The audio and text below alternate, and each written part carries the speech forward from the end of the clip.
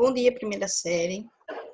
Hoje nós vamos iniciar mais uma aula de filosofia e vamos continuar, na verdade, estudando a respeito das filosofias ou dessas correntes filosóficas que surgiram durante o período helenístico. Vimos na aula passada um pouco sobre o ceticismo, e hoje nós vamos estudar um pouco a respeito do neoplatonismo. Deixa eu passar. O neoplatonismo, ele foi uma corrente filosófica que surgiu após os pensamentos de Platão, inspirados no pensamento de Platão, na verdade. Esse termo o neoplatonismo, na verdade, o prefixo neo, ele foi inserido durante a modernidade, não existia esse prefixo na época, durante o período em que vai surgir essa corrente filosófica.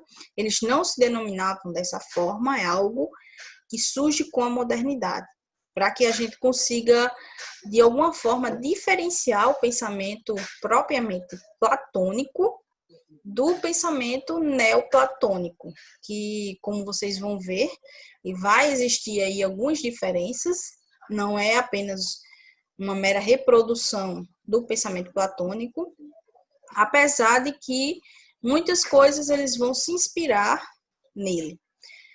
Um dos movimentos filosóficos mais significativos da antiguidade foi o neoplatonismo, assim denominado por Weber na fonte da teoria platônica.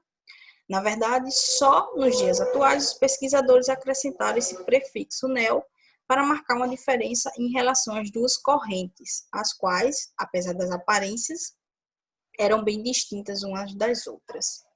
Então, o neoplatonismo, essa corrente, ela foi considerada a última grande corrente filosófica da Grécia Antiga, onde a sua doutrina ela se definiu a partir do século III, mas ela surge ainda no século II, esse pensamento, alguns conceitos que o neoplatonismo ele defende, surge ainda no século II, mas ela a partir do século III é que ela vai se definir. Então, o século III da era cristã, e também predominou na filosofia pagã, do período tardio da antiguidade até o ano de 529. Na época, três correntes ideológicas elas disputavam a primazia. Essa palavra disputavam pode ser entendida de uma outra forma, como se fosse aí houvesse uma briga, uma disputa propriamente dita, mas é só para referenciar aí que existiam essas correntes filosóficas, ideológicas, durante o período em que vai surgir o neoplatonismo. Tanto que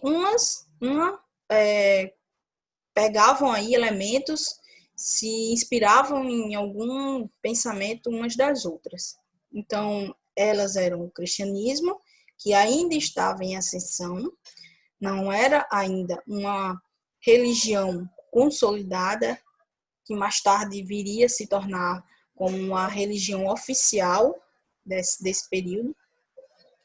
Também as religiões politeístas ou pagãs, e também as correntes filosóficas gregas, e em particular o estoicismo. Então essas eram as correntes que existiam, esses pensamentos que existiam durante o período em que vai surgir o neoplatonismo. A base do neoplatonismo, a sua principal característica é o monismo. O monismo é uma doutrina segundo a qual o ser, que apresenta apenas uma multiplicidade aparente, procede de um único princípio.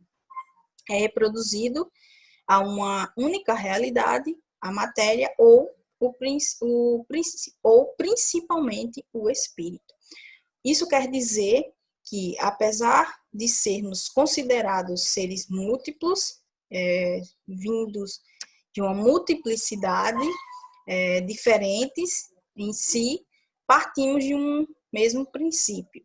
Esse princípio eles vão chamar de uno, que seria uma espécie de Deus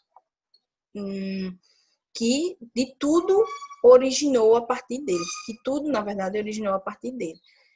Quando a gente coloca esse termo Deus, não quer dizer que seja o mesmo Deus cristão que vai se tornar tão conhecido com a consolidação do cristianismo. É uma força superior, uma entidade, na verdade, superior em que tudo surgiu a partir dele. Então, eles dão o nome de Uno. O primeiro neoplatonista foi o pensador Amônio, ou Amôncio Sadas. Foi ele que fundou a escola de Alexandria, que vai aí contribuir, que teve, na verdade, diversos discípulos conhecidos como o Plotino, que foi considerado o grande expoente do neoplatonismo, o grande representante. Sempre quando falamos de neoplatonismo, sempre ele virá aí com destaque, e mais tarde o Porfírio. O Porfírio foi responsável por deixar tudo escrito, por registrar todo esse pensamento neoplatônico, principalmente do seu mestre Plotino. E também com a consolidação do cristianismo também vai vir o Agostinho de Hipona, que dentro do pensamento cristão vai utilizar de aspectos neoplatônicos na sua filosofia. Então, Agostinho de Hipona ele também vai ser influenciado aí por esse pensamento neoplatônico. Então, o grande expoente do neoplatonismo foi o Plotino, que elaborou a teoria da emanação ou panteísmo neoplatônico, segundo a qual o ser divino e o mundo são, em última análise, idênticos.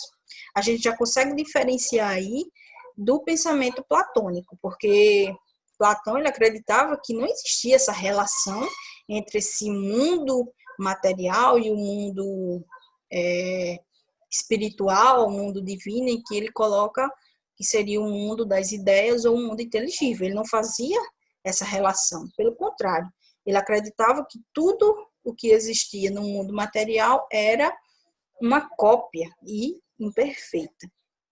Então, para Plotino, o mundo não foi produzido do nada, mas emanou do próprio Uno, que seria a divindade e o bem supremo do qual procedem por emanação, ou seja, ele transcende todas as coisas.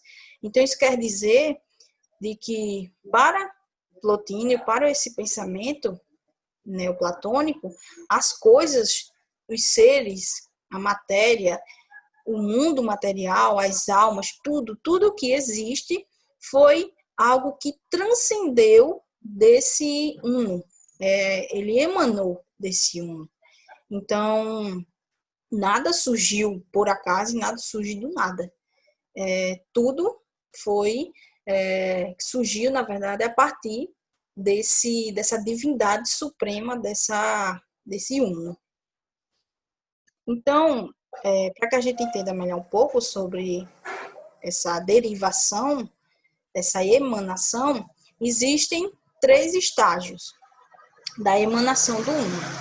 Então, o primeiro é o nous, ou o espírito, é uma explicação de todas as coisas ao nível ideal e equivale claramente ao mundo das ideias de Platão. Então, nesse primeiro estágio, a gente pode relacionar com a inteligência, a nossa racionalidade, nosso intelecto. Então, esse seria o primeiro estágio que emanou desse Uno, que transcendeu desse Uno. No segundo estágio, existe a alma do mundo, que é uma concepção de que o mundo material compartilha uma alma. Dentro dessa concepção, a gente poderia relacionar como se fosse uma conexão entre esses estágios, entre o primeiro estágio, que seria a racionalidade, o nosso intelecto, e também com o terceiro estágio, que seria o mundo terreno, um mundo sensível, em sua multiplicidade.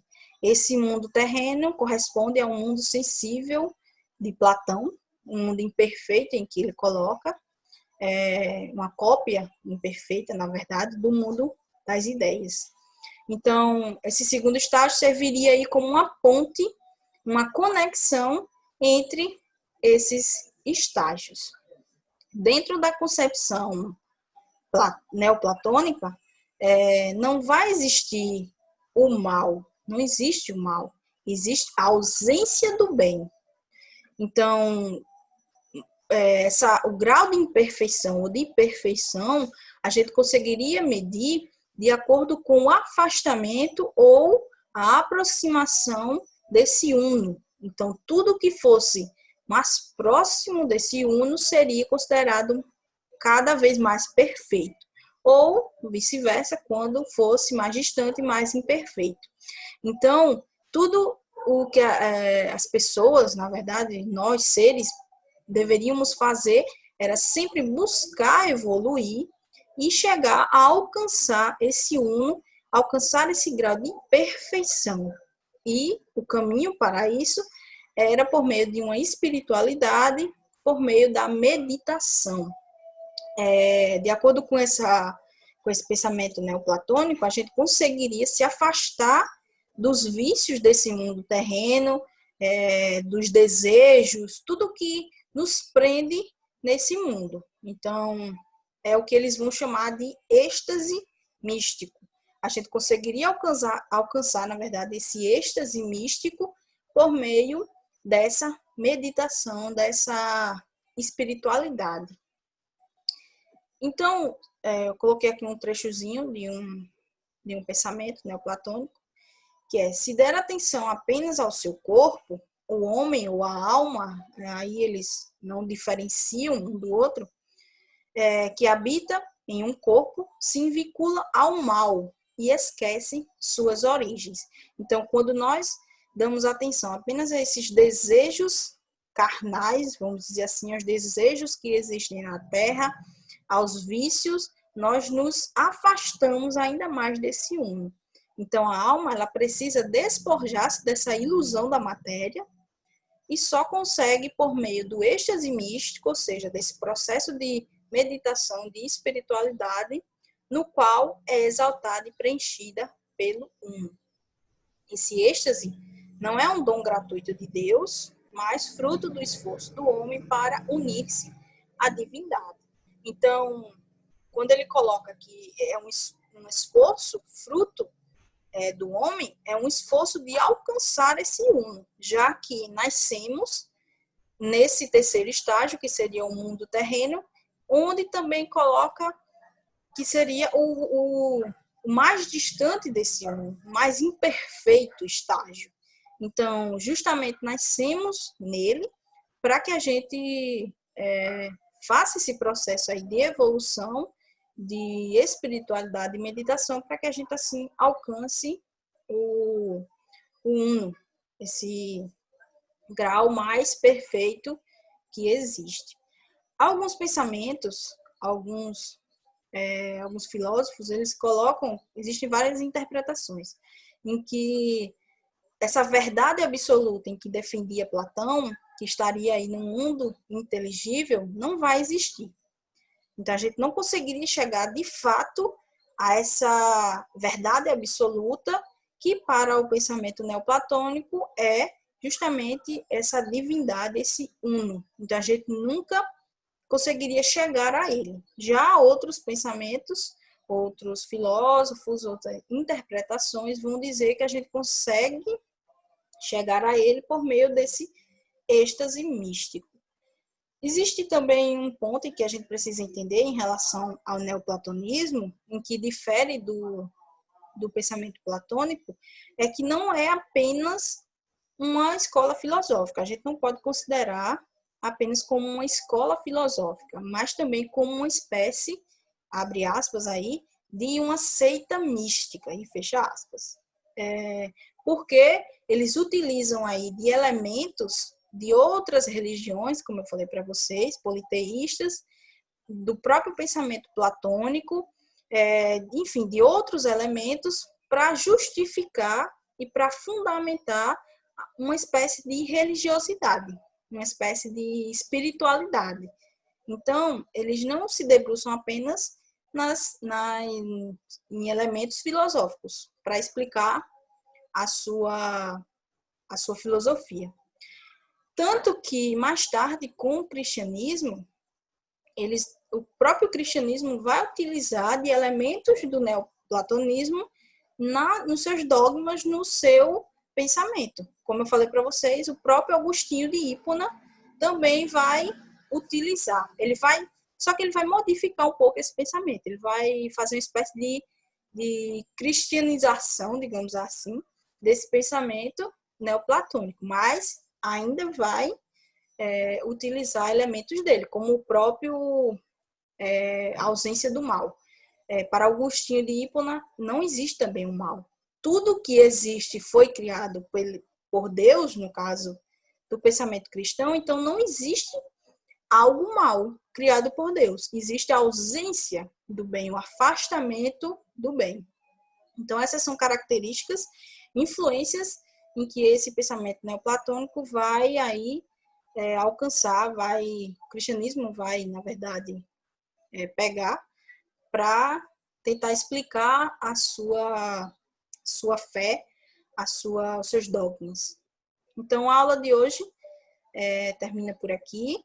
Eu espero que vocês tenham entendido sobre esse pensamento e, principalmente, percebam as diferenças que existem com o pensamento platônico. Então, como vocês sabem, qualquer dúvida, eu estou no chat, é só colocar por lá. Utilizem o chat para colocar as dúvidas de vocês. E também vou deixar a atividade lá, é só acompanhar, tá certo? Então, tenham um bom dia, fiquem todos bem e até a próxima aula. Até mais.